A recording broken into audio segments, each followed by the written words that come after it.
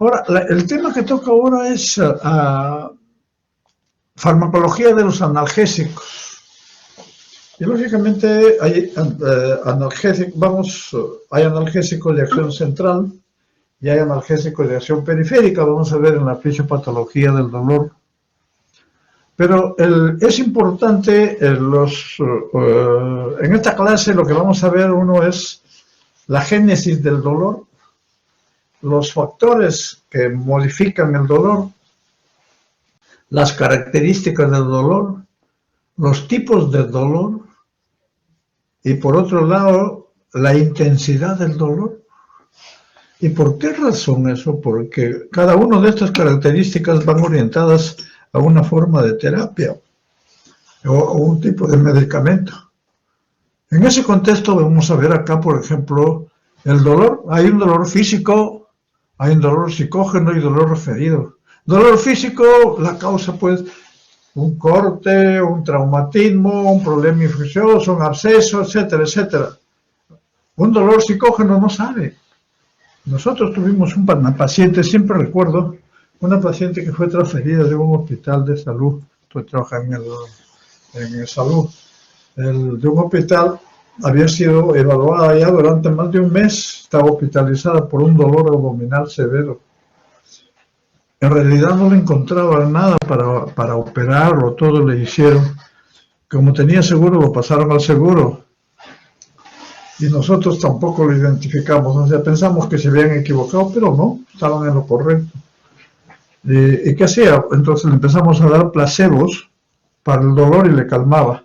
Es lo que se llama un síndrome de Munchausen, que es un dolor psicógeno. Lo pasamos a psiquiatría y ahí ya lo evolucionamos. Y el dolor referido es un dolor percibido en áreas distintas al punto de origen. Por ejemplo, un infarto a veces se percibe en la garganta, a veces en el hombro, a veces en el brazo izquierdo, una apendicitis, a veces no en la posibilidad que tenga, pero una colecistitis a veces en el hombro derecho. A veces el dolor referido, por ejemplo, que a veces uno piensa que es apéndice y en realidad es una pleuritis. Por eso cuando un paciente que van a operar de apendicitis le piden una placa de pulmón para ver, no vaya a ser que por ahí esté el problema. Y recuerdo mucho de una paciente, un familiar mío, hace muchos años, que tenía un dolor característico y síntomas característicos de apendicitis. Cuando de pronto, bueno, se nos ocurrió pedirle sus análisis y en la orina le salió coluria, le sale coluria, entonces voy a ver, y en realidad era una hepatitis, inicio de una hepatitis, y el dolor era porque la distensión de la cápsula de Gleason y se orientaba, se refería hacia abajo. Casi entra a operarse y el problema era que se operaba con alotano y el alotano es hepatotóxico, o sea, por eso es que siempre a un paciente hay que analizarlo en forma personalificada, individualizada. La medicina es así, o sea, es científica, siempre hay que pensar, o sea, no es para aplicar, no es como algunos aspectos de memoria, no. Entonces, esos son los orígenes del dolor, ¿dónde se origina? Entonces digo, ¿es un dolor físico, es un dolor psíquico, es un dolor referido? ¿Es un dolor físico? ¿Es agudo? ¿Es crónico? ¿O es asociado a malignidad? Si es agudo, por ejemplo, inicia rápido, varía en intensidad, puede ser leve, moderado, severo, pero dura un mes, pero se relaciona con un daño tisular, o sea, hay un daño tisular, un tejido, un absceso, por decirle, hay un traumatismo, una fractura, etcétera.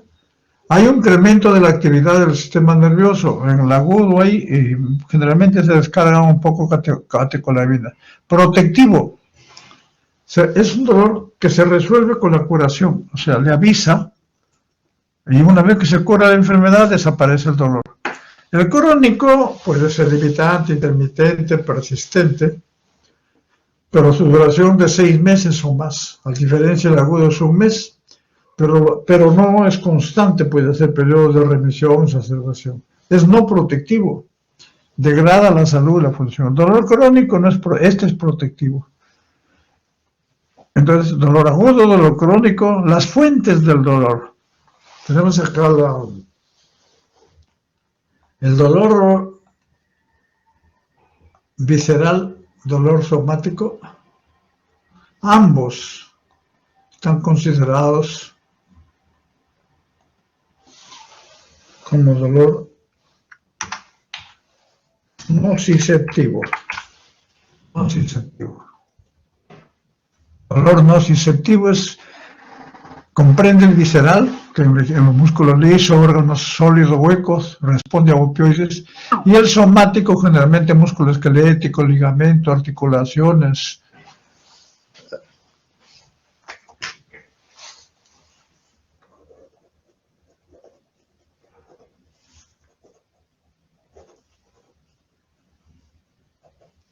Articulaciones, etc.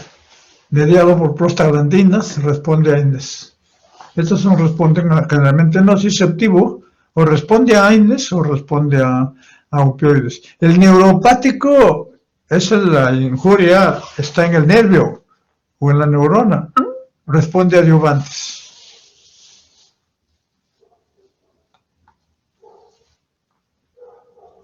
Los tipos de dolor nociceptivo, neuropático, psicógeno. El neuropático es una alteración del tracto nervioso. Dolor neuropático diabético, por ejemplo, neuropatía diabética. Neuropatía periférica, por ejemplo, la neuralgia del trigémino. Neuralgia postherpética. Generalmente en el herpes, generalmente están en las terminaciones nerviosas. Y cuando hay algún factor activante, empiezan a salir las lesiones herpéticas, pero es un dolor de tipo neuropático, dolor punzante, tipo corriente. No tiene que ver nada los receptores nociceptivos. O sea, en cambio el dolor nociceptivo, estimulación de las terminaciones nerviosas, se produce por estímulos exógenos o externos. El psicógeno es un dolor de tipo desconocido. Y tenemos acá el dolor nociceptivo, que puede ser visceral o puede ser somático, expresión clínica, alivia al desaparecer la lesión, ya vimos. Y una buena respuesta a AINES y opioides. Pobre respuesta a antidepresivos, anticonvulsivantes. En cambio, el dolor neuropático es quemante, urente, paroxístico. Y alodinia es un término que es el pequeño estímulo que ocasiona el dolor neuropático. O sea, usted le pasa la mano así, le frota por el dolor, salta. Eso es alodinia. Y eso se ve más en un dolor neuropático. Los dolores neuropáticos generalmente siguen las líneas, a veces líneas de los vasos, a veces de las terminaciones nerviosas. Aparece tardíamente, no responde a AINES, respuesta parcial a opioides, mejor respuesta a antidepresivos. De ahí que es importante que ustedes sepan, ¿es un dolor nociceptivo o es un dolor neuropático? Yo recuerdo mucho de una paciente que tenía una lesión en médula, un traumatismo en médula espinal, y bueno, le estaban dando opioides, y como le daban opioides, empezó un momento que ya no podía responder, decía, bueno, puede ser tolerancia, y hay que darle de nuevo, pero decía, no, es que ha aparecido un opioide en parche, los parches de opioides que son mucho mejor que por vía parenteral. Le decía, bueno, eso habría que revisarlo. No, porque eso da buenos resultados, etcétera, etcétera, etcétera. Analizando el caso, le dijimos que nos traigan la historia. Analizando el caso, el paciente le prohibió su placa y ya tenía compromiso óseo. Entonces ya no era un dolor puramente y un dolor óseo, y aparte de eso tenía dolor también neuropático, porque ya tenía toditito, había penetrado la médula, todas esas cosas. Entonces, dijimos acá, no es que los opioides le pueden seguir dando, pero tiene que asociarle un inhibidor de prostaglandinas, porque ha invadido hueso, y también tiene que darle de un dolor, antineurítico para dolor neuropático. Entonces, esa es la forma de analizar. No es cuestión de que aparece un medicamento nuevo, no responde. Primero el diagnóstico. Yo tenía un profesor fuera, no en el país, en otro país, que decía, cuando decíamos, le vamos a pedir tal cosa, doctor, primero encefaloscopía, decía. Se refería, primero no funcionar a tus neuronas, primero ve qué es y después pides lo que es necesario. Entonces, una diferencia entre el dolor neuropático y dolor nociceptivo. ¿Por qué? Porque el manejo es diferente y los tipos de dolor también son diferentes. Entonces, es importante definir si es un dolor agudo, es un dolor crónico, es un dolor nociceptivo, es un dolor neuropático, es un dolor físico, un dolor psíquico. Y luego vamos a ver lo que son ya los dolor, las categorías. Vamos a ver la fisiopatología del dolor. Estas son Esta es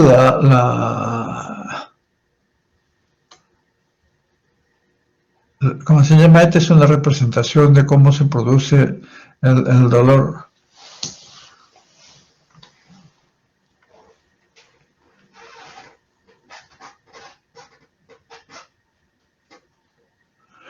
Acá tenemos una injuria tisular, produce inflamación. Y esta inflamación, lógicamente, liberan mediadores. Estos mediadores que producen el dolor generalmente son sustancia P, que son de las terminaciones nerviosas amialínicas, la prostaglandinas, serotonina y acetilcolina.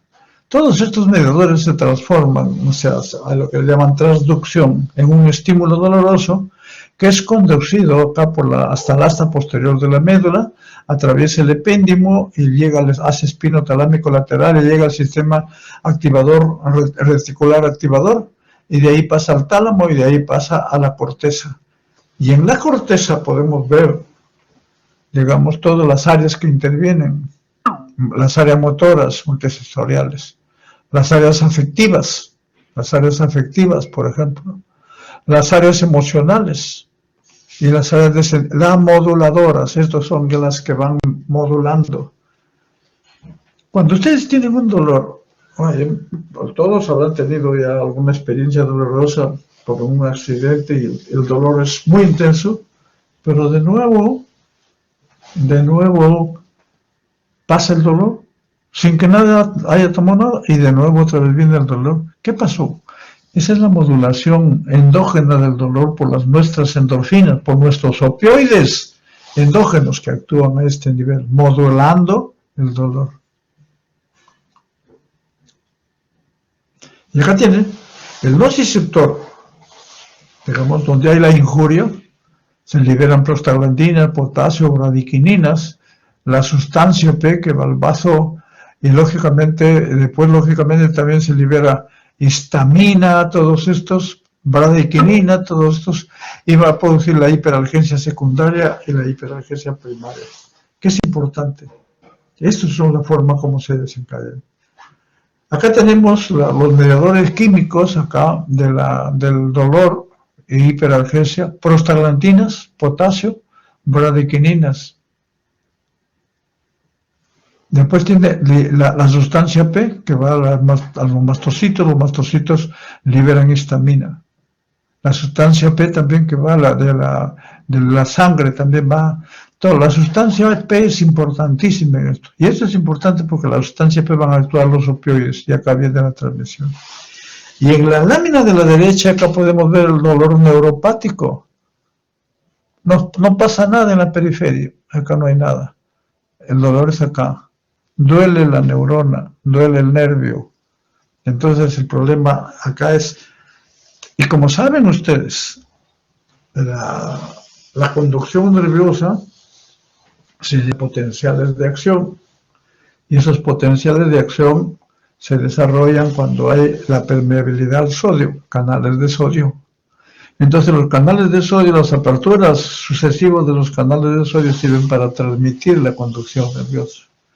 En ese contexto, se utilizan acá para tratar dolor neuropático bloqueadores de canales de sodio y también que actúan a otros niveles, ¿no? Pero Especialmente por eso la carbamazepina es un bloqueador de canal de sodio.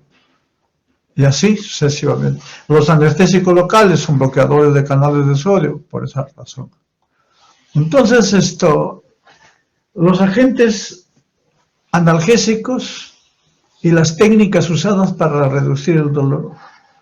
O sea, ya hemos mencionado en la lámina anterior el inicio del dolor, la conducción del dolor, la percepción del dolor y la modulación del dolor. Percepción. Cuando usted altera la percepción del dolor, al alterar la percepción del dolor, uno, o inhibe la producción de mediadores del dolor, bloqueo de prostaglandinas, etc. O interrumpe los impulsos neurales del cordón espinal, por ejemplo. Entonces en el primer caso tiene, por ejemplo, alterando la percepción del dolor, los analgésicos opioides, que modulan el dolor. Y el paracetamol o acetaminofén, que es un AINE, pero que actúa a nivel central, inhibiendo la COX-2, prácticamente inhibe COX-2, y no actúa a nivel periférico, sino actúa a nivel central. Ese es por su mecanismo de acción. En cambio, los antiinflamatorios no esteroideos, el resto, los AINES, generalmente bloquean síntesis de prostaglandina, porque ya hemos dicho que los mediadores del dolor, ¿cuáles son? Y lo otro en relación a los anestésicos locales para bloquear los impulsos neurales, son bloqueadores de canales de sodio. En ese contexto acá tenemos un resumen de los fármacos que se utilizan para tratar el dolor. Bueno, los AINES que bloquean la producción de prostaglandinas. Ahora la conducción que es bloqueada por canales de sodio, bloqueadores de canales de sodio, que son los anestésicos locales, los carbamazepina, etcétera, etcétera. Luego vienen a nivel espinal, ¿ya? Y a nivel del mesencéfalo, y luego a nivel de la corteza, la percepción del central del dolor. Acá la transmisión, donde entran los opioides, los antidepresivos tricíclicos, los antiinflamatorios, antiepilépticos, agonistas adrenérgicos y otros AINES. Entonces, dentro de los fármacos usados para el alivio del dolor, tenemos los opioides en primer lugar. Opioides. Y luego tenemos los no opioides. Los opioides, que son analgésicos que actúan a nivel central, a través de receptores que ya vamos a ver. Los no opioides, que son los AINES. Entre ellos tenemos a nivel central, tenemos la paracetamol, y a nivel periférico el resto de AINES. Y hay AINES que son no selectivos. Y hay AINES que son selectivos. ¿Qué significa AINE no selectivo? Generalmente los antiinflamatorios no esteroideos, que son las siglas de los AINES, los AINES es siglas de los antiinflamatorios no esteroideos, generalmente actúan bloqueando COX-1 y COX-2. Los que bloquean ambos son no selectivos. Y los que bloquean uno de ellos, o COX-2, o COX-1 solo, son selectivos. Y esto es importante porque vamos a ver luego cómo es la implicancia clínica de esto. Luego, los anestésicos locales y los anestésicos generales para la percepción del dolor. Utilizan óxido nitroso y ketamina. Son anestésicos endovenosos que tienen efecto, se utilizan como anestésicos generales, pero tiene efecto analgésico. Ketamina y óxido nitroso son los que tienen efecto analgésico. Anestésicos locales, inhibidor de canales de sodio. Los antidepresivos también intervienen tipo los inhibidores de recaptación de catecolaminas, los anticonvulsivantes tipo carbamazepina, los agonistas adrenérgicos centrales, la clonidina, que es un antihipertensivo, es un analgésico para dolor neuropático, después tiene otras agonistas de serotonina, el somatriptán, que ya lo han visto con el doctor Braulio, que se utiliza en las jaquecas. Bueno, los corticoides sí no son analgésicos directos, por favor. Acá hay son antiinflamatorios. Y hay agentes tópicos que sí, a veces tienen efecto analgésico. Acá tenemos un cuadro, que esto lo desarrollamos en un curso que llevamos de farmacoterapia basada en problemas. Pero acá, como vemos, hemos dividido acá en la dolor leve, dolor moderado,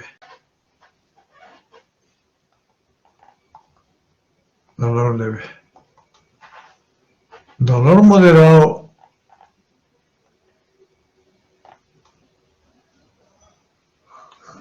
dolor moderado, dolor moderado, dolor moderado.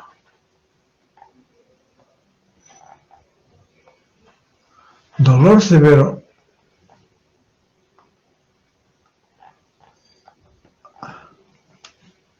y dolor neuropático.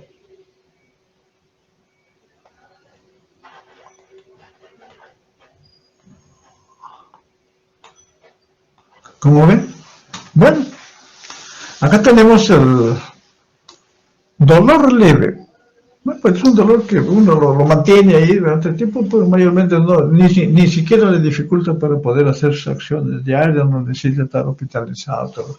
El dolor moderado sí ya necesita algo de tratamiento, a veces sí.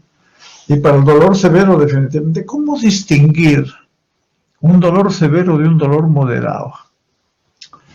El paciente, uno de los representativos en este caso es el paciente con infarto de miocardio. Los pacientes cuando llegan a emergencia con infarto de miocardio, a veces llegan caminando, a veces en silla de ruedas y vienen agarrándose el cuello, el pecho. No se quejan, o sea, porque a veces hay algunos que son muy sensibles, le pasan, y empieza, eso no significa dolor severo. El dolor severo se caracteriza porque además hay descarga de catecolaminas, entonces usted ve el infarto, lo ve con sudoración fría, le aumentó el pulso, taquicardia, le aumentó la presión un poquito, entonces hay descarga de catecolaminas. Generalmente es porque lógicamente es un estrés, dolor severo. Entonces ¿y por qué es importante acá? En el dolor severo, en el dolor leve, usted puede usar el paracetamol que actúa a nivel central y que se diferencia, pues no tiene efecto antiinflamatorio, no tiene muy poco, o los otros AINES, es igual. Sin embargo, a veces se prefiere inicialmente usar el paracetamol en vez de AINES, cuando, si no responde, sí a cambiarlo de paracetamol a los otros AINES, porque estos no inhiben COX-1, estos inhiben COX-1, entonces ya no protegen el estómago ni protegen el riñón. Entonces pueden haber complicaciones de ese tipo. Esto tiene sus complicaciones, pero no de ese tipo, no dependientes del mecanismo de acción. ¿Y cómo actúa el paracetamol? Inhibiendo COX-2 central, justo porque es como antipirético, actúa en el hipotálamo anteromedial, el centro del control de la temperatura, donde hay un marcador ahí. Entonces, ¿y cómo actúan los AINES? Ya hemos dicho, a nivel inhibiendo la liberación de prostaglandina. Este es el dolor leve. En dolor moderado ya no responde mucho a esto solo. Habría agonistas moderados. Ya han visto en la clase en el taller especialmente los agonistas. Los agonistas pueden ser agonistas fuertes o agonistas totales que producen el máximo efecto. Esos son por ejemplo, la morfina, agonistas fuertes, agonistas totales. Por eso que la morfina se utiliza, la morfina, el fentanilo, se utiliza la hidromorfona, se utilizan para dolor severo. En cambio, para dolor moderado se utiliza, antes se usaba mucho la codeína, que es un agonista parcial, o la codeína, o también se usa el tramadol. El tramadol tiene, como vamos a ver luego, sus características, pero en la actualidad se ha visto que la codeína no tiene, salvo en algunos pacientes, no tiene mucho efecto analgésico y por otro lado tiene efectos colaterales. Y lo mismo producen dependencia, síndrome de retiro, etcétera. En cuanto a lo mismo el tramadol. Por eso se está usando para dolor moderado la hidrocodona o la oxicodona, que sí es para dolor moderado o dolor severo también. Entonces, se dan cuenta, los opioides actúan en receptores muy especialmente, tanto los para dolor severo como los agonistas fuertes como los agonistas moderados o parciales. En cambio, los antidepresivos tricíclicos inhiben la recaptación de serotonina, que interviene en el dolor neuropático. Los anticonvulsivantes bloquean canales de sodio, acá por ejemplo la carbamazepina, para el dolor neuropático, antidepresivos tricíclicos y anticonvulsivantes. Ahora empezamos con lo que son los opioides. Entonces los opioides tenemos los naturales, derivados del fenantreno, tienen la morfina y la codeína. Estos son los principales, codeína. Y el otro es derivados de las benzilisoquinolínicos, la papaverina, tebaína. Esto es morfina y codeína. Semisintéticos, derivados de la morfina, oximorfona, hidromorfona, heroína, que se utiliza. El morfina, derivados del morfina, la naloxona, que es un antagonista de receptores Mu que se utiliza para casos severos de reacciones fuertes, especialmente depresión del sistema respiratorio por morfina. Luego tienen acá la hidrocodona, oxicodona también acá, derivados de la morfina, que son derivados de la codeína especialmente. Luego tenemos los derivados de la fenileptilamina, la metadona, que se utiliza sobre todo para síndromes de adicción de opioides, y la fenilpiperidina, que es la meperidina, que se utiliza menos, el fentanil, que se utiliza para sala de operaciones bastante potente, que actualmente el fentanil, remifentanil. ¿Cómo actúan los opioides endógenos? Ahí generalmente tenemos los receptores, los receptores Mu. Después tenemos los receptores kappa.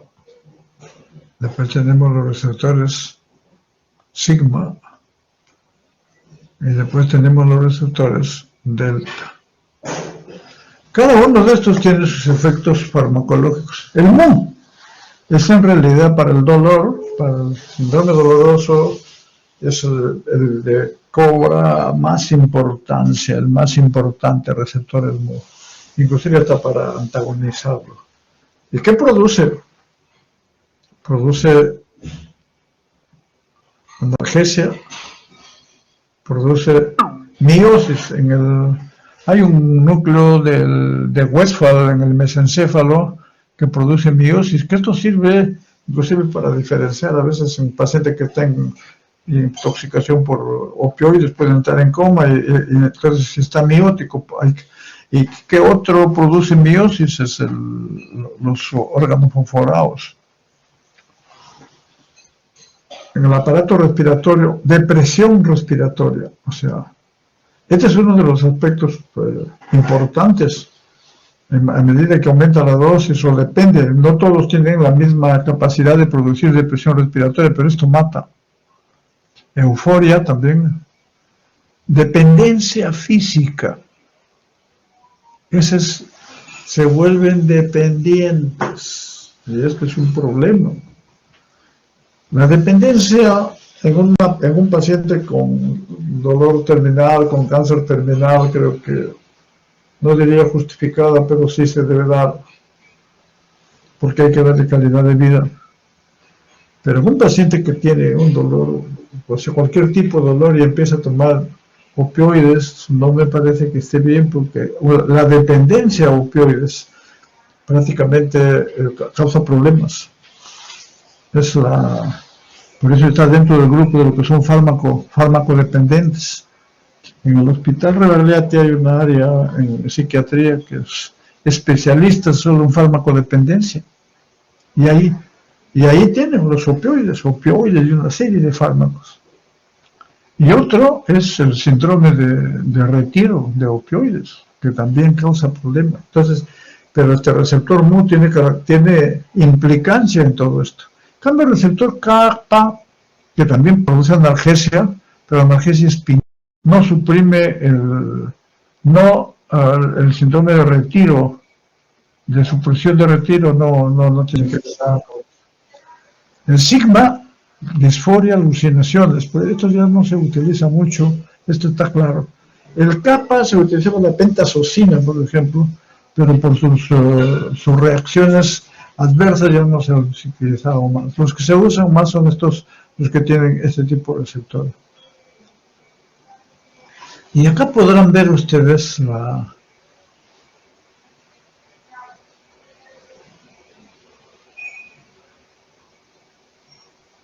sea, todos los fármacos que actúan en receptores MU. Morfina, hidromorfona, oximorfona, metadona, fentanilo, sulfentanilo, remifentanilo.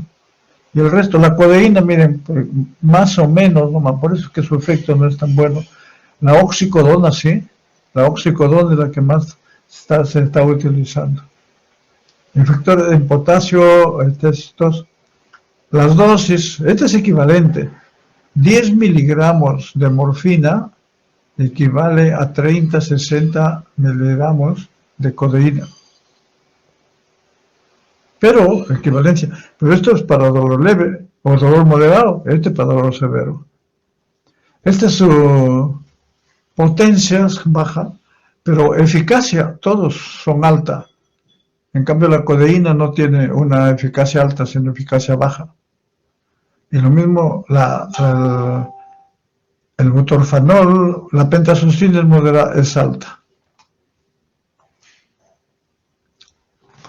El mecanismo de acción de los opioides generalmente activan receptores metabotrópicos transmembrana unidos a proteína G. O sea, hemos dicho que hay receptores opioides, hay receptores iónicos, los de membrana, los receptores unidos a proteína G, los receptores de tirosina, los enzimáticos, y los receptores intracelulares, que son todos los estrógenos, andrógenos, una serie de hormonas que hay ahí.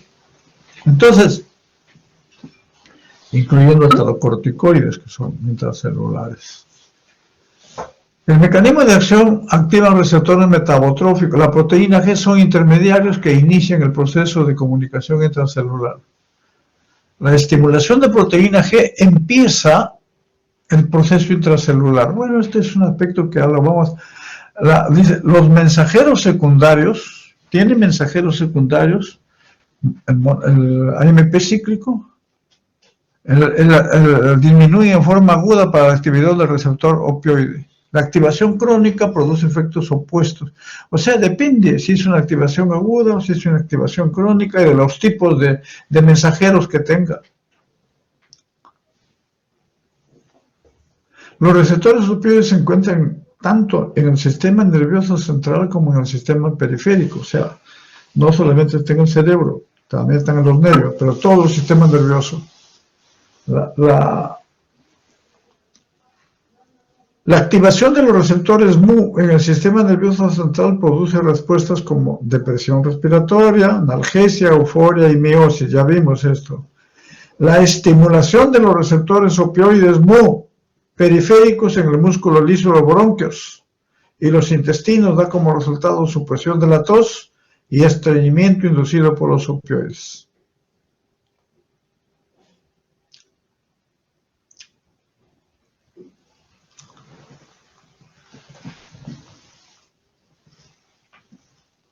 La farmacocinética, acá tenemos, vamos a pasar algunos aspectos más importantes de esto. La heroína, que es un derivado de la morfina, vida media 30 minutos. Ciertos opioides también pueden actuar sobre varios sistemas de neurotransmisores, o sea, no solamente a nivel de los receptores, pueden actuar en dopamina, ácido gamma-aminobutírico, glutamato, etc.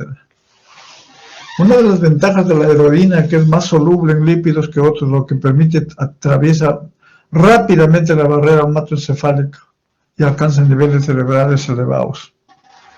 Por eso el abuso actualmente no se usa mucho. Uno de los problemas es que la heroína generalmente se metabolizan por el CYP2D6 del citocromo, que por esto se puede convertir en metabolizadores rápidos, pueden ser estimulados, pueden ser inhibidos, etcétera, y pueden producir problemas hasta letales. Y acá tiene la dosis de carga, dosis de mantenimiento, el inicio en minutos, las dosis, la duración del intervalo. Entonces tiene el fentanil, que se utiliza el fentanil, la hidromorfona. Estos son analgésicos potentes, o sea, opioides potentes. Fentanil, hidromorfona y morfina, que es lo que vamos a ver. Las ventajas del fentanil es un analgésico sedante potente con inicio inmediato y menos hipotensión que otras opciones de opioides, debido a la relativa falta de liberación de histamina. O sea, en cambio, la morfina libera histamina. Entonces, el fentanilo no libera histamina. Esa es una de las ventajas. Por eso en sala de operaciones, como analgésico, uno prefiere a veces el fentanilo. Otro metabolizado por el citocromo, estos. Entonces, a metabolitos inactivos. Entonces, la desventaja es que si hay algunos que actúen en este nivel podrían tener interacciones o de inhibición o de inducción enzimática. Desventajas: se acumulan en el tejido adiposo y otros tejidos. Una buena opción para la analgesia para la mayoría de pacientes en estado crítico dan el fentanil. La hidromorfona tiene sus ventajas, requiere volúmenes pequeños. Prácticamente el metabolito es no CYP, o sea, estos no se metabolizan por CYP, sino por no CYP, entonces por lo tanto dan metabolitos conjugados, no activos.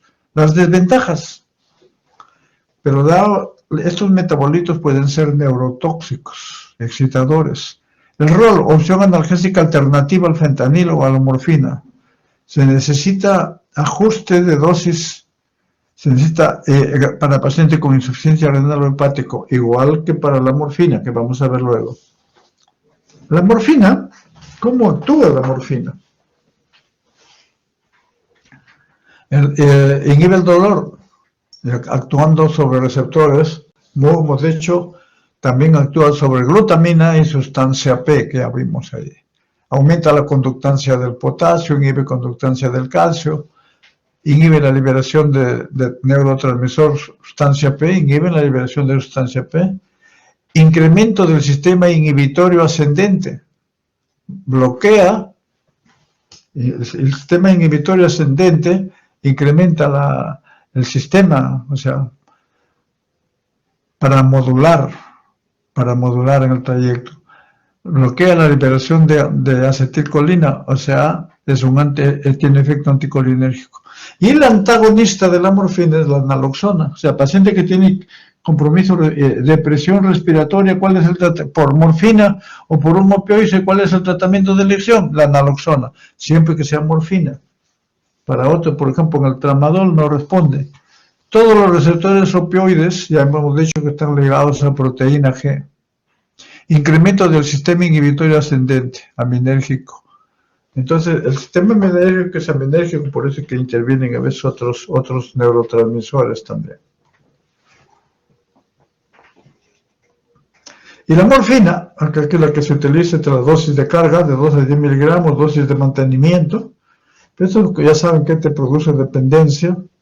Entonces, a los 5 o 10 minutos empieza a actuar la duración. El metabolismo también, esta es una ventaja igual que el palahidromorfona. No tienen metabolismo CYP, o sea, de frente van a la glucuronidación. Reciben medicamentos, dice, el metabolismo no sí puede ser una ventaja para pacientes seleccionados. Interactúan con fentanilo. Las desventajas se puede acumular en pacientes que tienen función hepática y función renal alterada, se puede acumular y prolongar los efectos. La liberación de histamina y la venodilatación pueden producir hipotensión. Función: analgesia alternativa al fentanilo o la hidromorfona cuando la reducción de carga. Esta es una alternativa para esos casos. Otra de las recomendaciones es evitar la morfina en pacientes con enfermedad hepática avanzada o descompensada con insuficiencia renal debido al riesgo de acumulación de metabolitos neurotóxicos. Generalmente esto se utiliza más, no deben usarse sin nación, pero se usan más comúnmente con fines paliativos, eliminación 90% renal y 10% por heces, pero se puede en insuficiencia renal. Nosotros tuvimos un paciente, recuerdo, un paciente que tenía HIV, relativamente joven, 35, 40 años, pero tenía HIV, tenía insuficiencia renal terminal, estaba con hemodiálisis, pero tenía un tumor, en este momento no recuerdo cuál era el diagnóstico, pero se le estaba dando por morfina, por el dolor intenso.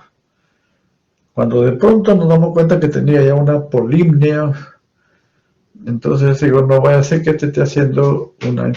Fuimos a anestesia, porque anestesia baja manejaban, o de repente siguen manejando la terapia del dolor. Entonces dijimos acá, este paciente puede estar haciendo, si se acumula en pacientes que tienen compromiso renal, prácticamente puede estar haciendo o empezando una depresión respiratoria. Entonces necesitamos darle la naloxona. Fui a hablar con el jefe del programa. Primero me dijo de que ellos no veían muchos problemas en pacientes con insuficiencia renal. Le digo, no, pero está descrito. Me dice, sí, pero igual no tenemos naloxona en este momento. ¿Qué hacer? Lo llevé a UCI para que lo intuben. Mientras pasa el efecto, que ya no le den morfina, mientras pasa el efecto de la morfina, para que pueda el paciente recuperarse. ¿Cuáles son las acciones farmacológicas de la morfina? Tiene la analgesia, cambios de humor, depresión respiratoria acá disminución de la liberación de acetilcolina, o sea, lo que hay es efecto anticolinérgico, estreñimiento, retención urinaria. A nivel del mesencéfalo produce la miosis. A nivel periférico, produce supresión de tos. Hipotensión ortostática por depresión vasomotora medular y liberación de histamina por estos. O sea, estos son los efectos. Y adrede he dejado esta parte. ¿Por qué?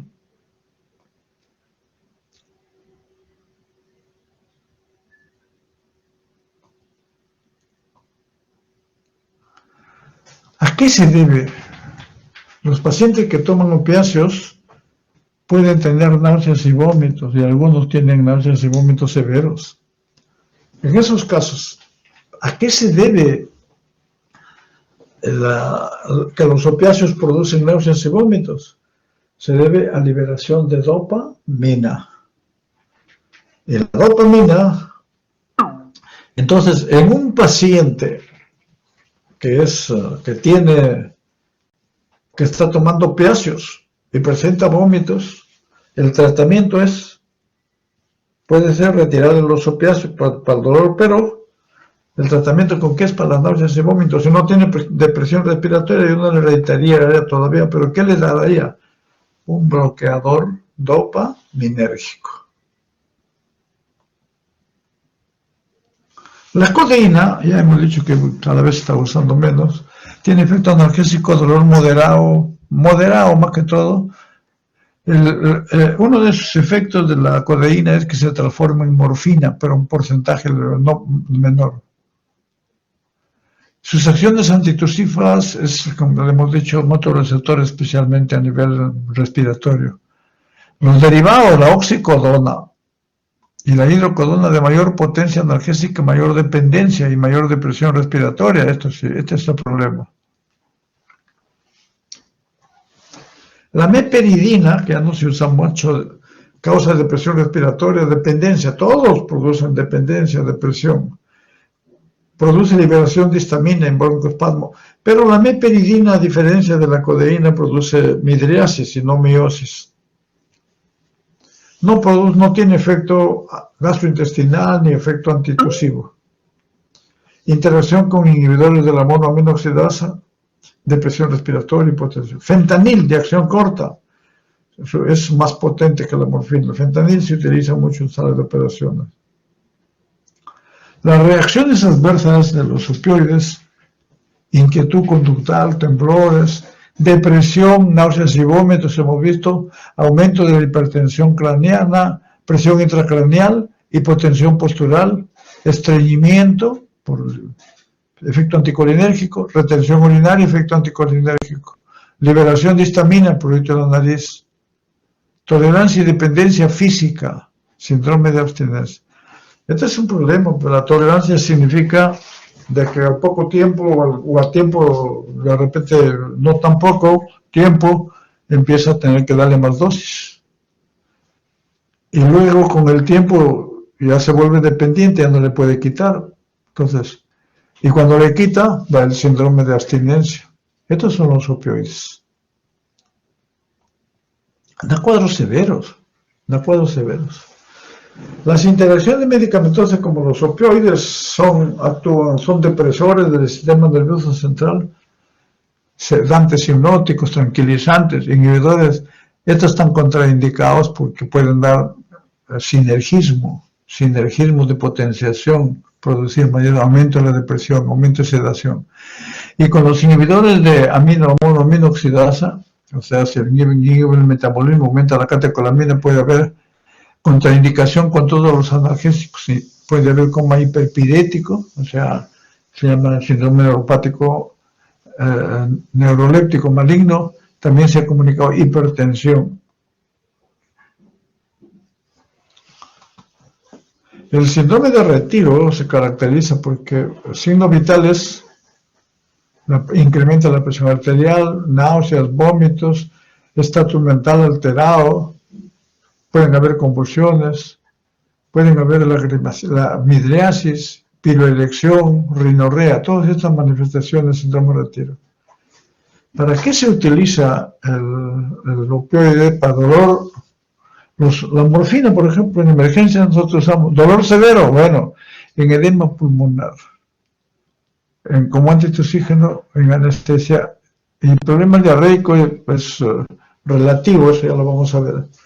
Hay opioides de uso no analgésico, tipo el difenoxilato y la loperamida, que nunca deben usarse en diarreas agudas, generalmente sean diarreas crónicas, y nunca deben usarse en niños, está contraindicado, y en diarreas infecciosas está contraindicado.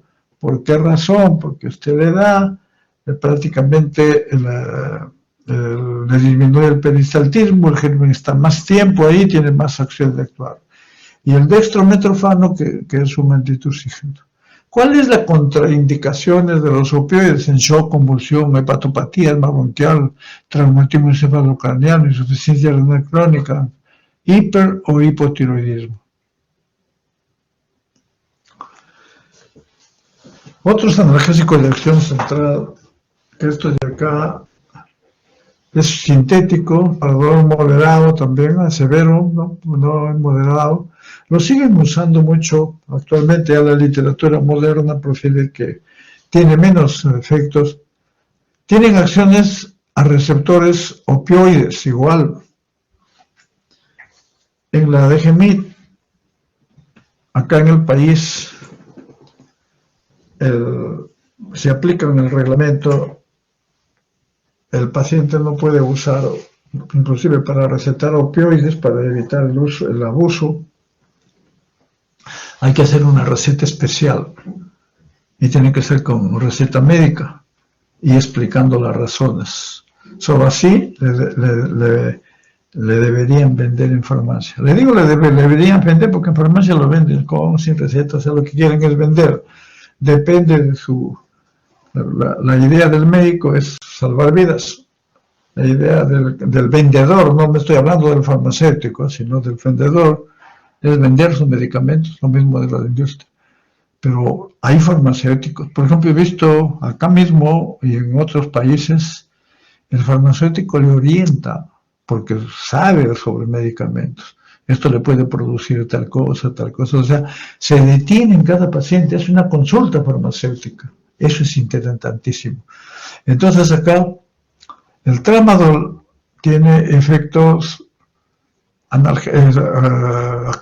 se une a receptores opioides, pero también inhibe la recaptación de catecolaminas y por esta razón podría tener utilidad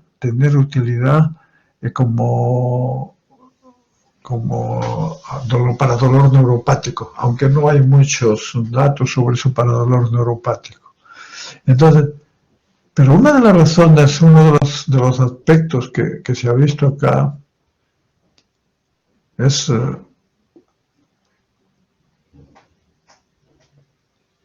menos depresión respiratoria,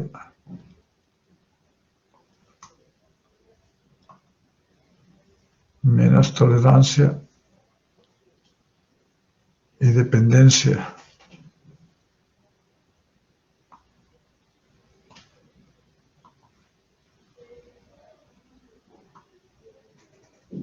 Esta es la forma como lo presentan algunos libros y como lo presenta la industria, lógicamente cuando recién lo incorporó.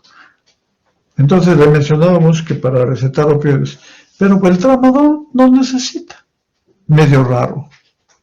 Desde mi punto de vista, es una opinión personal. Para que usted recete codeína necesita receta especial. Para que recete morfina, mayor razón, receta especial. Pero para recetar tramadol, no. Cualquier receta. Por último, le venden sin receta.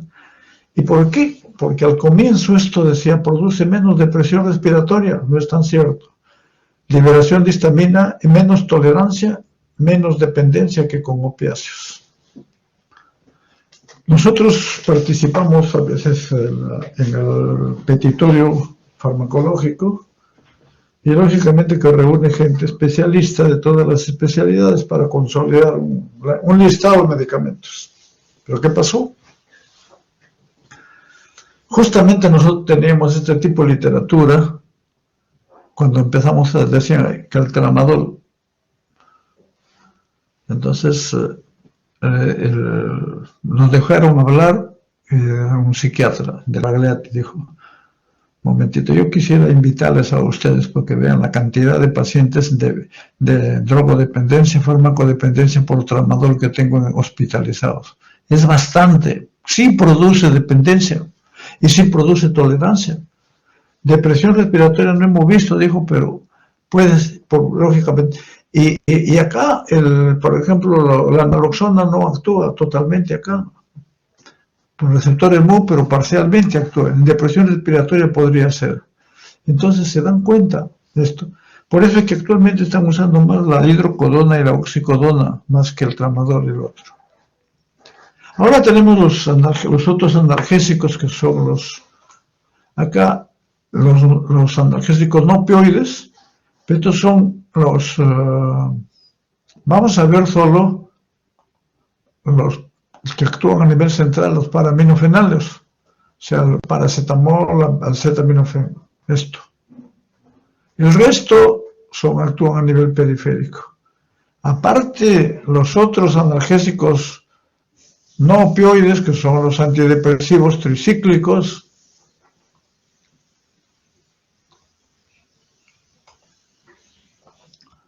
antidepresivos tricíclicos para dolor crónico, dolor neuropático, anticonvulsivantes para neuralgia, el trigémino, dolor neuropático, gabapentina, carbamazepina, agonistas adrenérgicos para dolor simpático, también que forman parte del dolor adrenérgico, dolor neuropático, agonistas de serotonina, sumatriptán, para migraña. Y por último tenemos acá lo del el paracetamol. Acá en el paracetamol tenemos esto. Acá dice dosis bajas. Acá dice dosis altas. Acá dice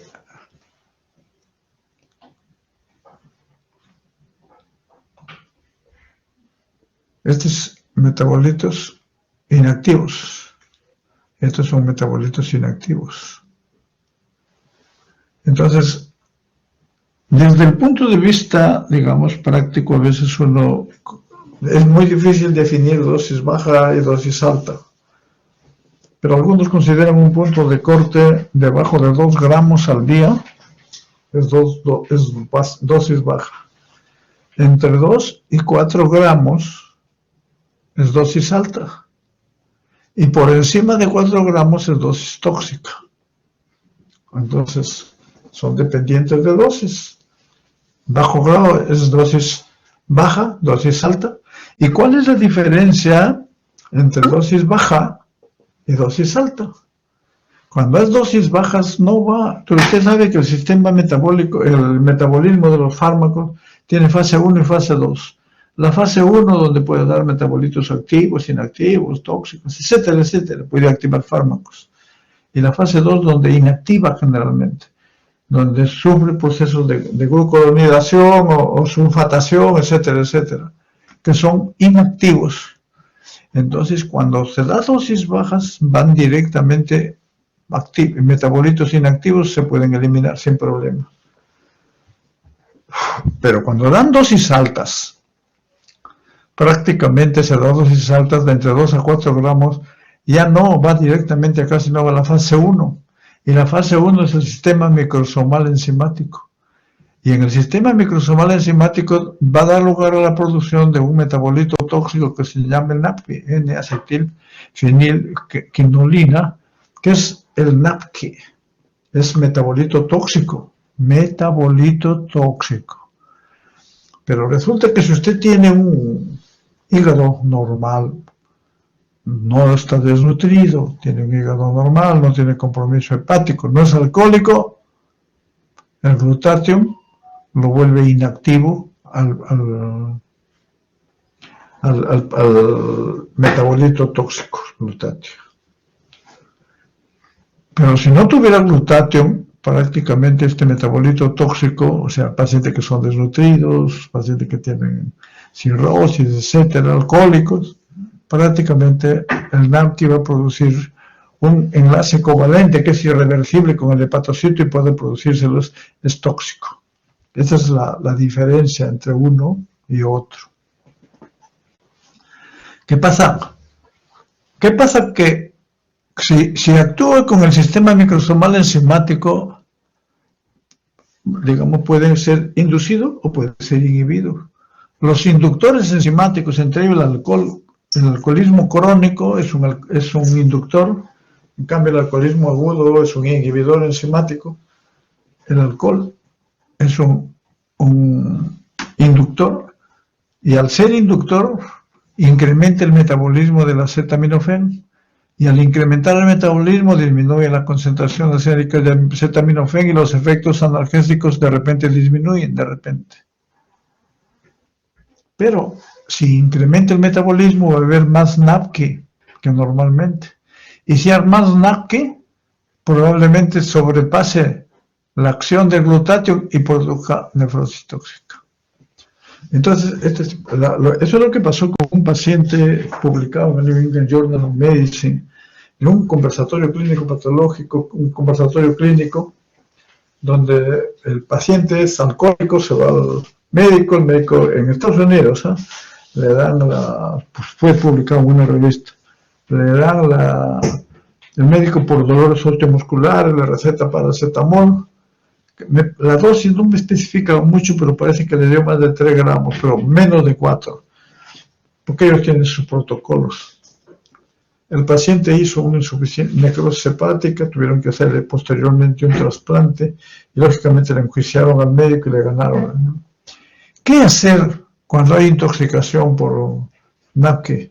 Significa que le falta glutatión. Entonces la N-acetilcisteína, o sea, lo que pasa es que acá no se libera, no hay síntesis debido a la enfermedad hepática, no se sintetiza el glutatión. Y la N-acetilcisteína es un sustituto del glutatión. Entonces, en pacientes que tienen intoxicación por paracetamol, la N-acetilcisteína es uno de los fármacos que se pueden utilizar.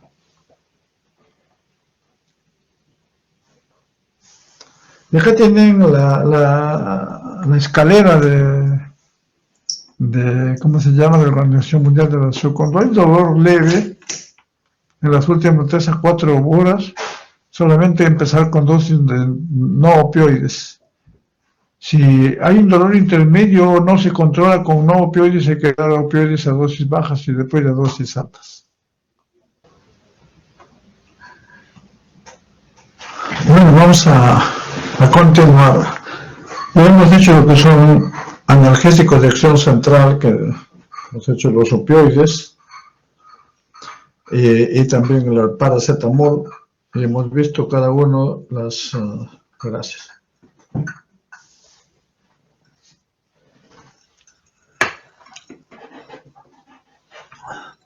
Entonces luego ahora vamos a ver lo que son ya los antiinflamatorios no esteroideos. Son antiinflamatorios, pero que actúan a nivel periférico, generalmente a nivel periférico. Y hemos visto ya en la fisiopatología del dolor que actúan inhibiendo la prostaglandina, en términos generales.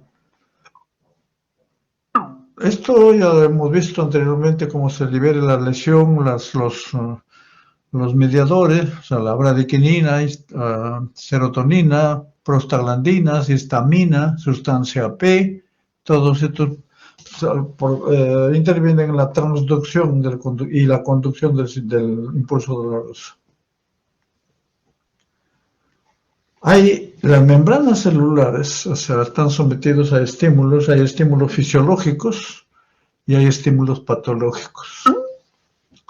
Los estímulos fisiológicos generalmente en todas las células, la membrana bilipídica da lugar a lo que se llama el ácido araquidónico.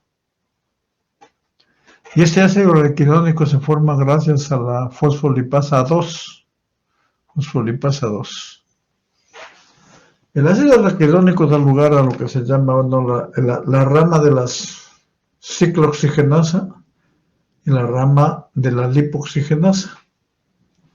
La rama de la ciclooxigenasa da lugar a las prostaglandinas y la rama de la lipoxigenasa da lugar a los leucotrienos que tienen este tipo de síndrome.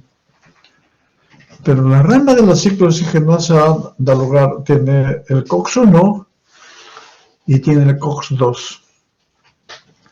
El COX-1 forma sus prostaglandinas, sus prostanoides, y el COX-2 también tiene sus prostanoides y forma sus prostaglandinas. ¿Y qué prostaglandinas? Desde el punto de vista, no vamos a entrar ya en mucha profundidad, prostaglandinas que protegen la barrera mucosa gástrica, o sea, el moco, para evitar las noxas a nivel. O sea, esto es lo que hacen el COX-1. Y además protege la función renal. Entonces, esto es constitutivo. Y además, también forma el tromboxano 2, que es un agregante plaquetario y es una vasoconstricción. Y produce vasoconstricción, por eso que este es el agregante plaquetario que se utiliza. Después ya vamos a ver cuando hablemos de hemostasia cuál es el impacto. Y el COX-2 son prostaglandinas que producen dolor, inflamación, fiebre y también alteran ver la función renal. Entonces, y además, en lugar de producir tromboxano 2, producen acá la prostaciclina.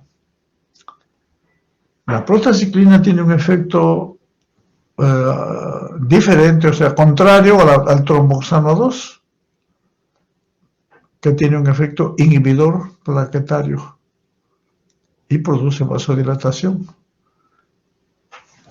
Entonces, acá vamos a adelantar algunos aspectos.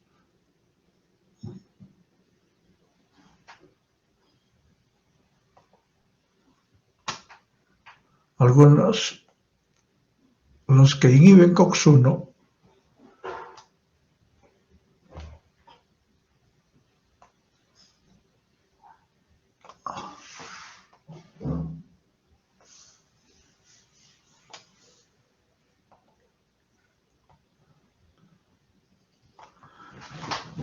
los AINES antiinflamatorios pueden actuar a este nivel, inhibiendo COX-1 e inhibiendo COX-2. Si inhiben COX-1, prácticamente ya no va a haber protección de la mucosa ni de protección de la función renal. Y prácticamente va a haber alteraciones también de la agregación plaquetaria. Pero si inhiben COX-2, lógicamente disminuye el dolor, la inflamación, fiebre, pero también, digamos, puede haber disfunción renal y ya no hay inhibición plaquetaria. Pero por otro lado tenemos otro aspecto. Hay algunos que son selectivos, o sea, solo para COX-1, y hay otros que son selectivos para COX-2. Y esos selectivos para COX-2, teóricamente, no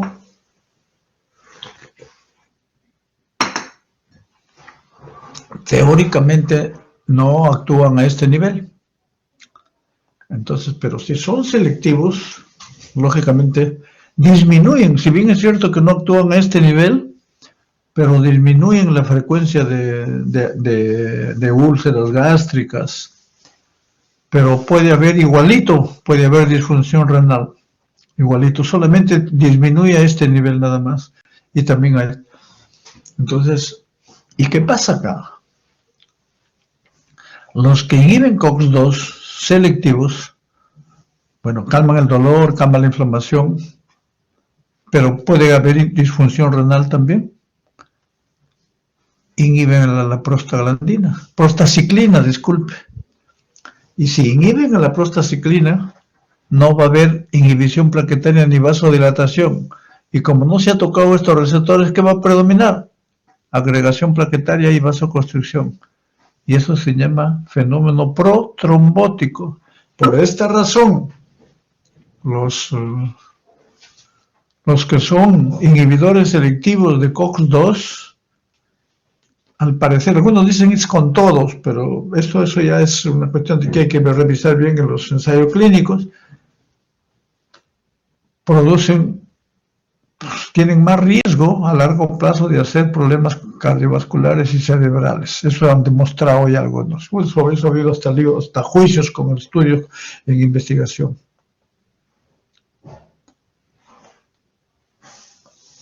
Entonces acá tienen el COX-1, los glucocorticoides actúan a nivel de la fosfolípidos acá para inhibir la formación de ácido araquidónico, por eso es que su acción es mucho más global, su efecto antiinflamatorio. El COX-1 es constitutivo, el COX-2 es inducible, esto es por citoquinas, este es todos los días, y como es constitutivo, protege el estómago, riñón y plaquetas. Si los antiinflamatorios, ya mencionamos, inhiben a este nivel, ya no hay protección, ni renal ni gástrica. Y si actúan a este nivel, disminuye la inflamación, los macrófagos, etc. Los COX-1 son constitutivos. Es la ciclooxigenasa, y los dos son inducibles. La COX-1 participa en procesos relacionados con funcionamiento y homeostasis del organismo, la protección de la mucosa, ya lo hemos dicho, protección renal y protección gastrointestinal. COX-2 participa en los procesos de tipo inflamatorio, esa es la diferencia. Ante los estímulos se activa pues 2 o 3 veces, pero acá sí se activa más. Los mecanismos periféricos de los AINES son bloqueo de prostaglandinas,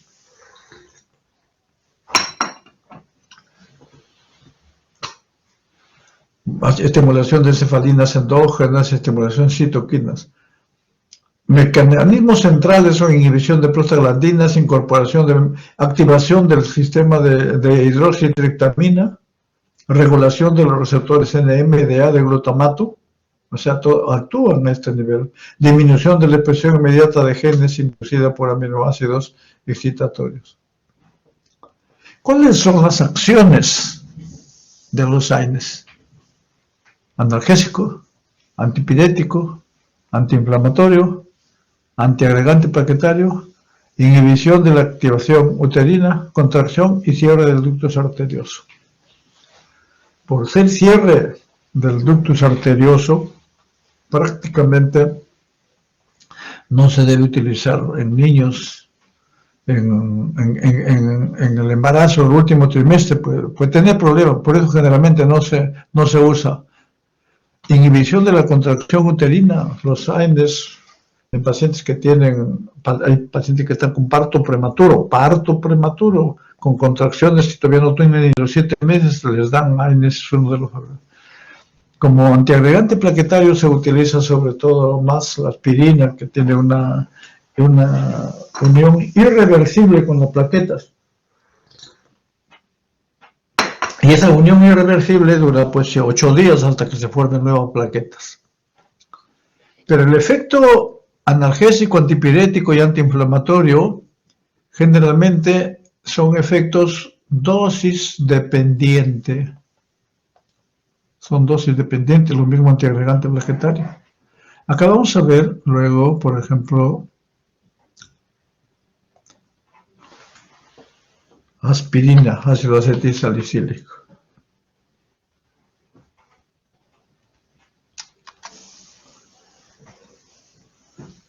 Dosis antiagregante plaquetaria entre 80 y 200, pongámosle, miligramos al día.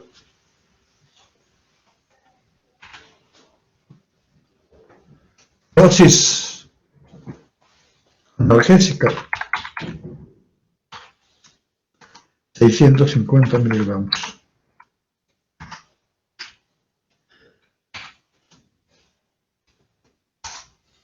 Dosis antipirética 1 gramo diario. Este es diario. El otro también. Y dosis antiinflamatoria 3 gramos al día. Entonces, mire, depende de lo que yo quiera. Yo doy aspirina como analgésico, como antiagregante, o como antipirético, o como antiinflamatorio. Y acá tenemos otro grupo, el que más el ibuprofeno. Hay todos, para todos. Entonces, antiagregante no se usa el ibuprofeno. Analgésica 200 a 400 miligramos cada 4 a 6 horas. Ya. Dosis y por 3 días, 3 a 4 días nomás. Dosis antiinflamatoria 800, igualito cada 4 o 6 horas, y no menos de 10 días, de 10 días. ¿Y eso qué significa? Si yo le doy dosis de 800 por 2 días, no, a los 10 días recién se puede apreciar el efecto antiinflamatorio. Entonces, ¿y cuál es el impacto de esto, de la dosis inclusive? Así como hemos visto que para paracetamol no dar más de 4 gramos, ¿no? ¿Cuál es el impacto acá? Como yo doy ibuprofeno como analgésico, para que me calme el dolor, no para que me calme la inflamación. La inflamación en un problema infeccioso es un mecanismo de defensa. 200 a 400 miligramos, 4 veces, 3 o 4 veces al día. Cada 6, cada 8 horas se puede dar también. Pero es dosis antiinflamatoria, no menos de 10 días. Entonces, cuando doy en dosis altas y más de 10 días, va a permanecer la inhibición de COX-1, no hay protección de glucosa, no hay, puede haber más riesgo de trastornos gastrointestinales, a veces hasta perforaciones, hemorragias y trastorno funcional renal, que con esta dosis cuando se da por 2 o 3 días. Entonces, por eso es que uno prefiere a veces más el paracetamol. Este es el problema. Entonces, dosis dependiente. La farmacocinética de esto es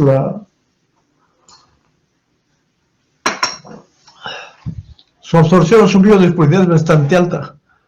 Pero acá tenemos algo que podemos enfatizar: unión alta, unión proteica, 90%. ¿Y esto qué significa? Si yo le doy asociado, por ejemplo, un AINE con la warfarina tiene una unión proteica del 98, entonces lo va a desplazar a la warfarina y ya no va a tener 98 de unión proteica, sino va a tener menos, puede tener 90 y la fracción libre de 2 se eleva a 10. ¿Y eso qué pasa? Va a tener más efecto anticoagulante, más puede producir sangrado. Por eso es importante la albúmina y la albúmina del paciente también. Y la eliminación es renal. La absorción de varios AINES está retardada si se administran con antiácidos, o sea, o inhibidor de bomba de protones también, o antiácidos.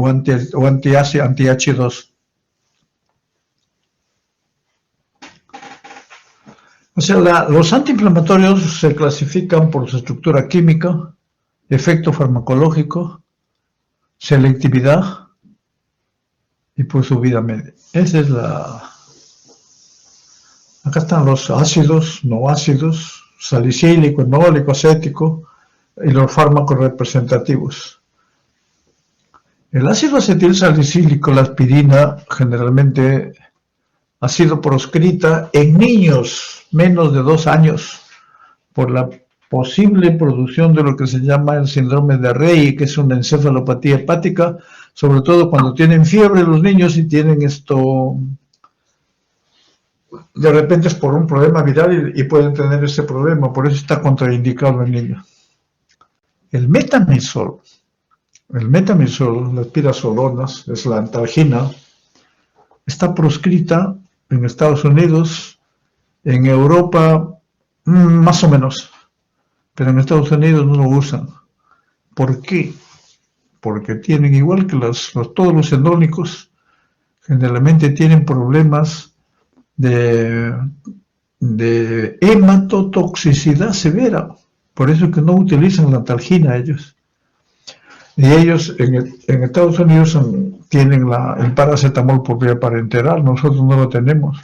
En nuestro medio, el metamizol generalmente se recomienda como antipirético por vía parenteral, no más de 2 o 3 días, no más.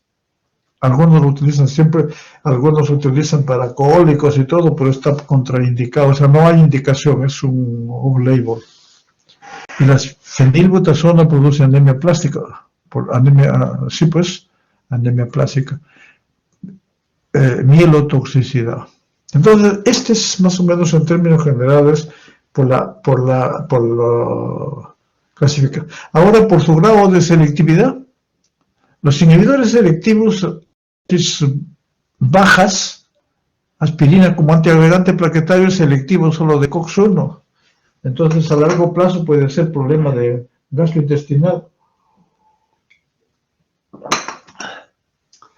Inhibidores no selectivos, ya hemos visto, todos actúan, inhiben COX-1 e inhiben COX-2. Pero acá viene el problema en esto, inhibidores selectivos o preferenciales de COX-2. Yo no lo llamaría selectivos, se llamaría preferenciales. ¿Qué significa un preferencial? Que actúa más en COX-2 y menos en COX-1. Y tal es así que estos son los salicilatos, la nimesulida y el meloxicam, que salieron con bombos y platillos para poder decir, bueno, ya es un COX-2 selectivo. Los pacientes empezaron a sangrar, compromiso renal, etcétera. Entonces, en Alemania creo que lo suspendieron, no recuerdo bien el país, y actualmente no cae, pero se considera como preferencial, no se considera como selectivo. Los inhibidores verdaderos sobre COX-2 selectivos, acá también tenemos algunos. Lo que tenemos ahora es el celecoxib.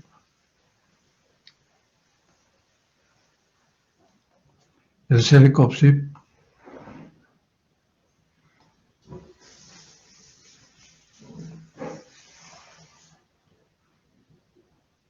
El celecoxib. Y tenemos el heterocoxib y el umiracoxib. Estos dos, el rofecoxib y el valdecoxib y parecoxib, fueron retirados del mercado. Hubo un lío con los investigadores. ¿Por qué fueron retirados del mercado? Estuvieron en investigación, en estudios de investigación en la FDA. Entonces dijeron que los resultados iban a salir a los 6 meses, pero no lo sacaron. Y resulta que estos pacientes, alguien entró al estudio y se dio cuenta que estos pacientes ya habían suspendido porque habían tenido más riesgo de infarto de miocardio y accidentes cerebrovasculares.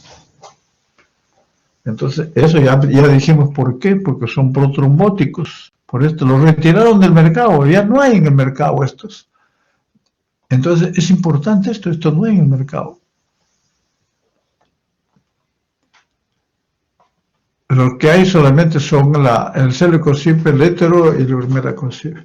Se sigue usando, pero no se ha hecho estudios sobre esto, lo que sí no se indican en pacientes que tienen problemas cardiovasculares severos, o sea, cardiovasculares no le indicaría, pacientes que han tenido angina no le indicaría, pacientes que han tenido ya accidentes cerebrovasculares, o dislipidemia, yo no le indicaría a estos. Por eso es que algunos lo indican, pero hay sus indicaciones en algunos casos. No significa que no se use. Y la otra clasificación, que es intervalo de administración cada 24 horas. Estos cada 12, naproxeno, cada 6 o 8 horas. Se puede llevar a cada 4, cada 6, pero es cada 6 a 8 se puede dar. Ibuprofeno, diclofenaco, paracetamol también, ácido acetil salicílico. Acá para la fiebre, paracetamol, ibuprofeno y aspirina, que está contraindicado en niños. Para dolor, los 3, como antiagregante plaquetario, aspirina. Para inflamación crónica, el ibuprofeno, naproxeno, pero dosis antiinflamatoria, y que ya sabemos las consecuencias. Y para situaciones particulares como dolores de columna, por ejemplo, lumbalgia y artritis refractaria, artritis reumatoidea refractaria, se puede utilizar en algunos casos. Lo que sí es importante ver es esto, que cada 7, los AINES, 1 cada 7 personas consume anualmente. Son 30 millones de personas que consumen AINES en Estados Unidos, y más del 50% son para mayores de 60 años, y estos son factores de riesgo. 10 al 30% de consumidores presentarán úlcera péptica, es alta, y 1 a 3% harán sangrado gastrointestinal. Cuando yo tenga que recetar un AINE, tengo que pensar, ¿hay indicación para AINE o no hay indicación? Esa es la primera. Y si hay indicación, ¿es como analgésico? ¿O es como antiinflamatorio? ¿O es como antiagregante? ¿Existen factores de riesgo para RAM? Hay que verlo, ya lo vamos a ver luego. ¿Pueden haber interacciones? Por ejemplo, un paciente que va a tomar AINES, si es hipertenso y está tomando antihipertensivos tipo diuréticos, está tomando beta bloqueadores, o está tomando inhibidores ECA o inhibidores de angiotensina, yo no le daría, habría que valorar la dosis. Si es como analgésico, dosis baja, si es antiinflamatorio, más de 10 días y con dosis alta. La duración del tratamiento, cuánto tiempo puedo darlo y el costo. Estos son los factores que hay que considerar para la terapia. Entonces, todos los AINES no selectivos se pueden usar en dolor agudo crónico, procesos disminuyen el requerimiento de opoides. Los AINES de acción corto-intermedia son preferibles para la mayoría de pacientes, o sea, no se deben usar mucho los fármacos de acción prolongada. Las dosis están relacionadas con las gastropatías. Pueden causar todos empeoramiento de la función renal. Entonces, se unen en forma reversible a las plaquetas y pueden alterar el efecto cardioprotector de la aspirina. Entonces, por eso no se ve. Evitar el uso en pacientes con insuficiencia renal. No se usan los AINES. Sangrado intestinal, disfunción plaquetaria, reducción del gasto cardíaco, dificultad para controlar la hipertensión. Ya mencionamos esto. En hipovolemia, hiponatremia, cirrosis. Usar con cautela o evitar su uso en pacientes que están anticoagulantes o tienen corticoides, también por los corticoides, como los AINES, prácticamente incrementan el riesgo de reacciones adversas, con los diuréticos también.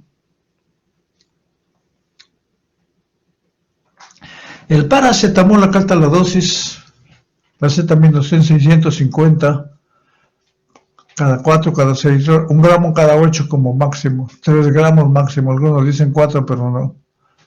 Uso de 4 gramos en pacientes selectos por corto tiempo supervisado, no se puede dar más. La aspirina está un poco uso frecuente como analgésico y antiinflamatorio, pero no en niños que vimos. El naproxeno, 275 500 como analgésico y 500 cada 12 como antiinflamatorio. El ibuprofeno, 400 cada 4, cada 6 como analgésico, 800 cada 6 o cada 8 como antiinflamatorio más de 10 días.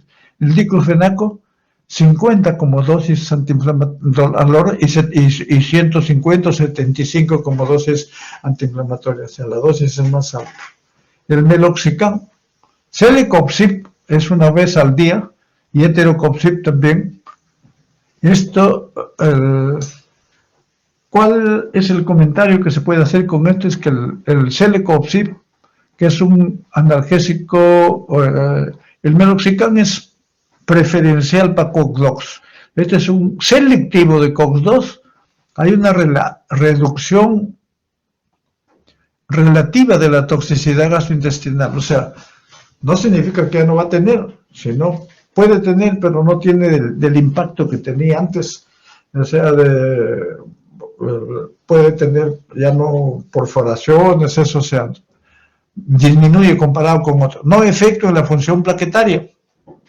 Riesgo cardiovascular y renal relacionado con dosis parece similar a otros, dice.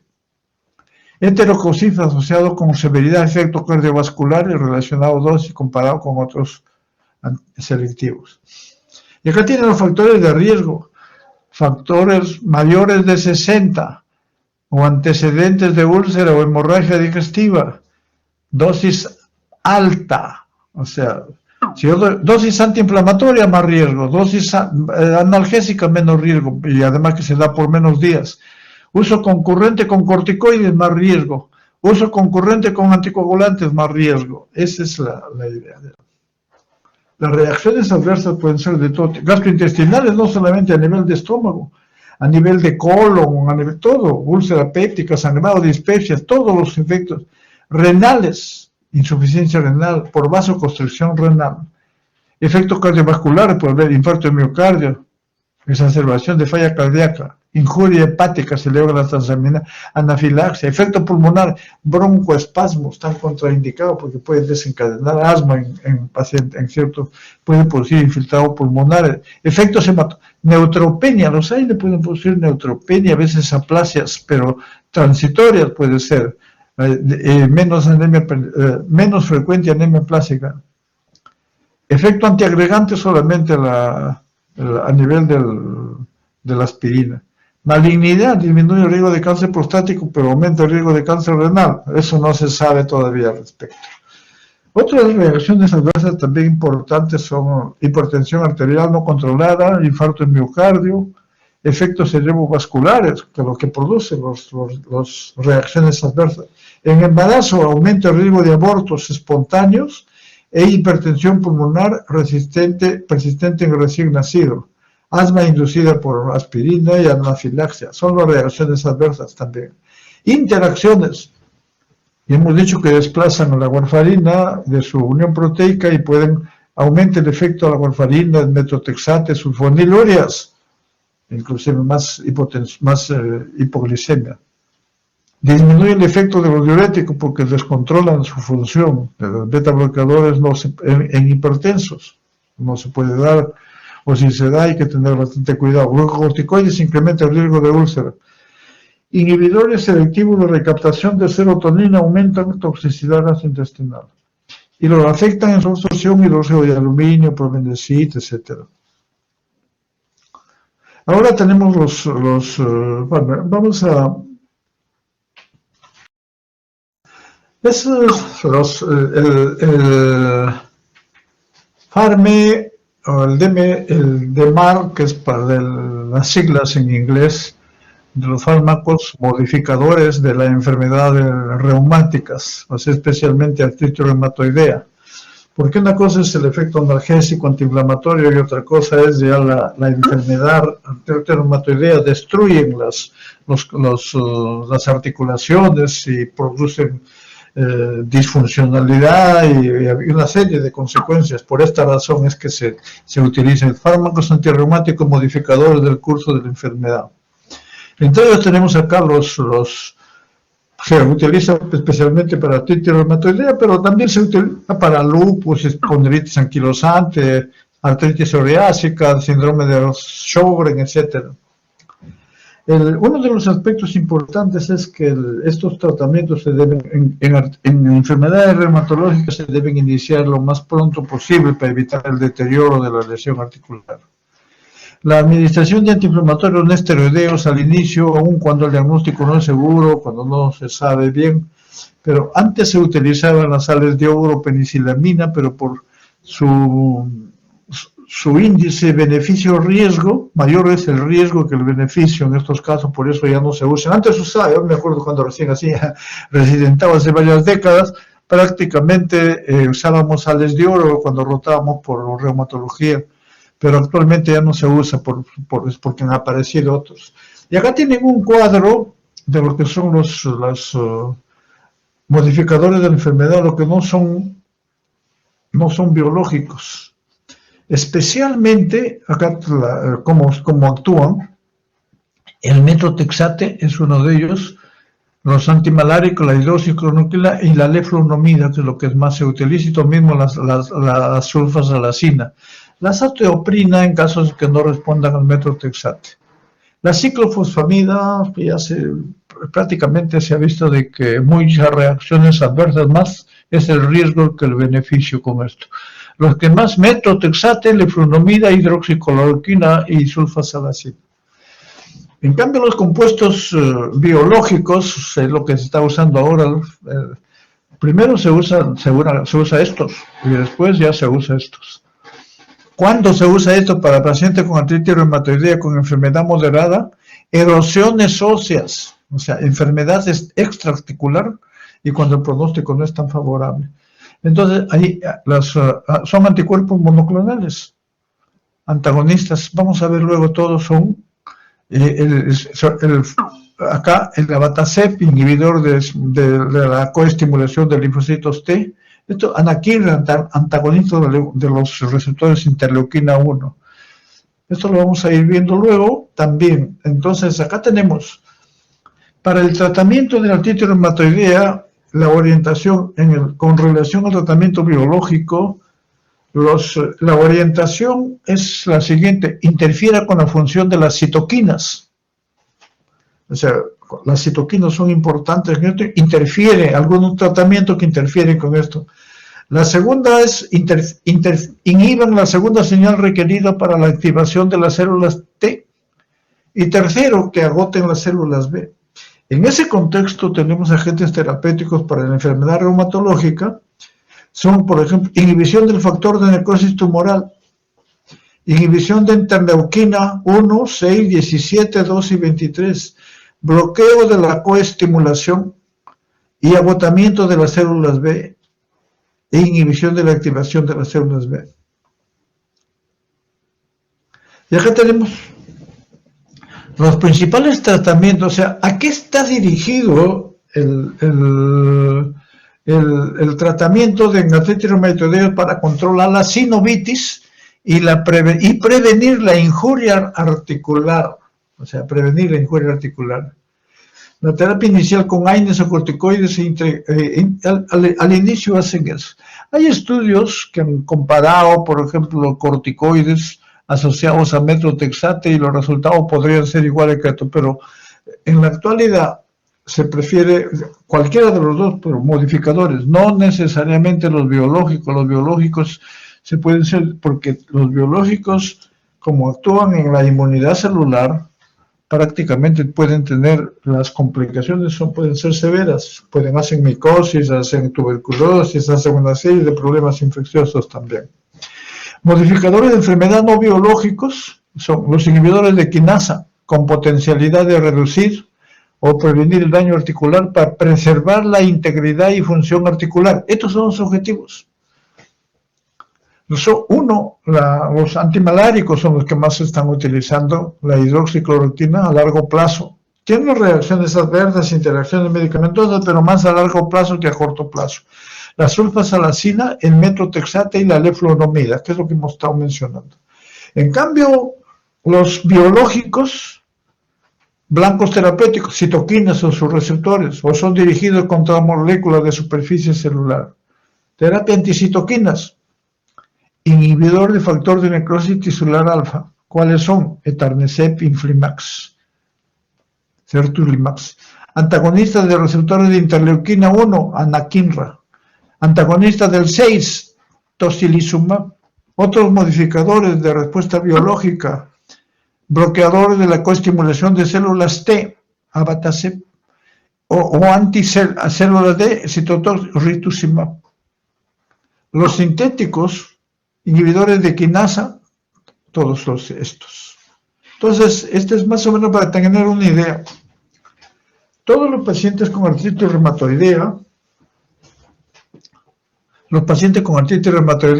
se recomienda el tratamiento de un fármaco antirreumático modificador de la enfermedad, en lugar del uso de agentes antiinflamatorios solos y retrasar la terapia. Entonces, siempre se puede empezar con metotrexate o con un antimalárico. Los principios adicionales para el tratamiento incluyen lograr y mantener un control estricto de la actividad de la enfermedad con el objetivo ideal de remisión. Yo he visto algunos pacientes que los controlaba en casa, en los otros domicilios, ya estaban recibiendo biológicos y los resultados se mantienen más o menos, ¿no? Entonces, el uso de antiinflamatorios y glucocorticoides solo como agentes adyuvantes, o sea, no es tratamiento, tiene que ser los modificadores de la enfermedad. La educación del paciente también, y otra terapia preventiva, o sea, eso es lo que se llama pues la terapia no farmacológica. En pacientes con artritis reumatoide activa sugerimos metotrexate como fármaco inicial.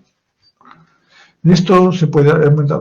La dosis ya la van a ver cuando vayan en clínica, pero el metotrexate tiene sus efectos colaterales, pero vamos a ver. En pacientes con artritis actúa utilizando También se pueden utilizar, además, antiinflamatorios con AINE o glucocorticoides en forma transitoria. En pacientes con enfermedad más grave o con enfermedad moderada al curso breve de AINE se debe usar se requiere el uso de corticoides. En pacientes no logran remisión dentro de 3 a 6 meses sin ir a terapia óptima y que se requieren aproximadamente más, además prednisona, glucocorticoides, etc. Acá tenemos otro. El metotrexate es un antagonista del ácido fólico, bien tolerado, pero pueden haber reacciones hematológicas. La zatioprina, pacientes que no han respondido a otros fármacos. Los glucocorticoides se utiliza control rápido de la inflamación como antiinflamatorio más que todo. Y también es inmunosupresor, pero dosis bastante altas, pero asociado con otros. Los antipalúdicos, que es la hidroxicloroquina, tiene propiedades inmunoreguladoras y antiinflamatorias han resultado eficaces en el tratamiento de enfermedades reumáticas sistémicas, inclusive en el lupus, más que todo en artritis reumatoidea. La excreción del producto y metabolitos hepáticos se realiza principalmente por depuración renal. En pacientes con insuficiencia renal hay que disminuir la dosis de hidroxicloroquina. La dosis se va administrando de acuerdo a la función renal, de acuerdo a la edad, etcétera, etcétera. Y lógicamente, como tienen reacciones adversas, la hidroxicloroquina es un inhibidor enzimático, hay que evitar las interacciones o ver con quién no se puede dar. Y lo otro es que a largo plazo tienen alteración de la función ocular, salud ocular, y cada medio año debe hacerse un estudio para ver, porque al año ahí puede haber daño ocular, o sea, no hay que dar mucho tiempo tampoco. La sulfasalacina, generalmente más para enfermedad inflamatoria intestinal se utiliza esto, y esto ya hemos mencionado que tienen efectos adversos y menos efectos positivos. Las reacciones adversas generalmente en funcionamiento renal que hemos visto, depresión de médula ósea, también alteraciones hepáticas, hipersensibilidad, complicaciones pulmonares. O sea, tienen sus reacciones adversas. Y en cuanto a los biológicos, también que no han aparecido, ya hemos mencionado, inhiben inmunidad celular, pueden aparecer micosis sistémicas, hemos visto nosotros, y también tuberculosis. Y el último tema es lo que se llama los antigotosos o antiuricémicos. Acá tenemos una lámina donde podemos ver el ácido úrico se forma por las purinas, y lógicamente a una santina, y el ácido úrico se deposita como cristales en algunas enzimas, en los neutrófilos, y puede formar lo que se llama la gota en algunos casos. Pero lo que hacen para evitar la formación de purina o limitar el ácido úrico, cuando uno quiere inhibir la síntesis de ácido úrico, se usan los inhibidores de santina oxidasa, que son el halopurinol. Para la gota aguda ya se utilizan la colchicina, es uno de ellos, liberación de leucotrienos y otros mediadores de la inflamación. Se rompen los lisosomas, muerte del fagocito y liberación de enzimas. Este es el problema, inflamación aguda. Hay dos factores importantes para que se eleve el ácido úrico. Uno, incrementa la biosíntesis de purinas, y otro, disminuye el clearance del ácido úrico. Entre ellos tenemos acá, incrementa la síntesis de purinas, de producción de ácido úrico, algunos aspectos de tipo genético, en síndromes mieloproliferativos, hemolinidades, síndromes hemolíticos, psoriasis, obesidad, síndrome Down, fármacos o dieta que incrementa purina, el alcohol, por ejemplo, un paciente con gota, no señor, dietas con ingente purina, las carnes rojas, esto también, los extractos pancreáticos, la fruta, deficiencia de vitamina B12, drogas citotóxicas, pues, y los que disminuyen la eliminación de ácido úrico insuficiencia renal crónica, preeclampsia, acidosis, hipotiroidismo, sarcoidosis, algunos trastornos genéticos también y algunas drogas. Los diuréticos, ciclosporina, etambutol, piracinamida, todos estos tienen que ver con el ácido úrico, que disminuye la eliminación. Hay lo que se llama la hiperuricemia sintomática, pero la hiperuricemia sintomática hay que, generalmente las cifras de ácido úrico sérico son por debajo de 7, 7 para abajo, pero cuando ya está por encima de 8 hay que tener bastante cuidado porque lleva riesgos del desarrollo de eventos como depósito de cristales de ácido úrico, como gota, nefrolitiasis de ácido úrico. Hay tres trastornos principales con depósito de cristales: gota, urolitiasis y nefropatía por urato. Lógicamente esto es importante. A todas las personas con hiperuricemia sintomática, en las que se ha excluido causas secundarias, hay que ver las causas secundarias, ya vimos el cuadro anterior, se brinda asesoramiento sobre el uso de intervenciones para reducir el grado de hiperuricemia. No necesariamente hay que bajar, en algunos casos sí se baja el ácido úrico, y eso lo vamos a ver cómo. Objetivos terapéuticos en caso de brote agudo, es determinación rápida y segura del dolor y discapacidad. Ese es uno de los aspectos. El inicio de tratamiento con farmacoterapia reductora del ácido úrico no tiene beneficio directo en el tratamiento de un brote agudo de gota. O sea, si tengo gota, le doy un inhibidor de ácido úrico, le bajo el ácido úrico por cualquiera de las vías, por dimisión de síntesis o por incremento de la eliminación, y no me interviene mucho en esto. O sea, o lo continúo o le suspendo y trato la fase aguda. Las principales opciones terapéuticas para la gota aguda, mayoría pueden formar con medicamentos orales. Sugerimos glucocorticoides 1, los AINES 2 y la colchicina, cualquiera de ellos. Colchicina para el tratamiento de las brotes agudos. Los tres agentes antiinflamatorios son efectivos: colchicina, antiinflamatorios no esteroideos y glucocorticoides. La elección depende ya de muchos factores, lo van a ver en la clínica. Pueden haber glucocorticoides orales, cuando no se puede dar por vía intraarticular, o hay otra contraindicación, o el uso, o no se puede usar AINES, por ejemplo. También se puede dar los glucocorticoides, o glucocorticoides también por vía intralesional, también intraarticular. Prednisona, prednisolona, dosis. La dosis antiinflamatoria generalmente de los corticoides 30-40 de la prednisona. Por encima ya son dosis inmunosupresoras.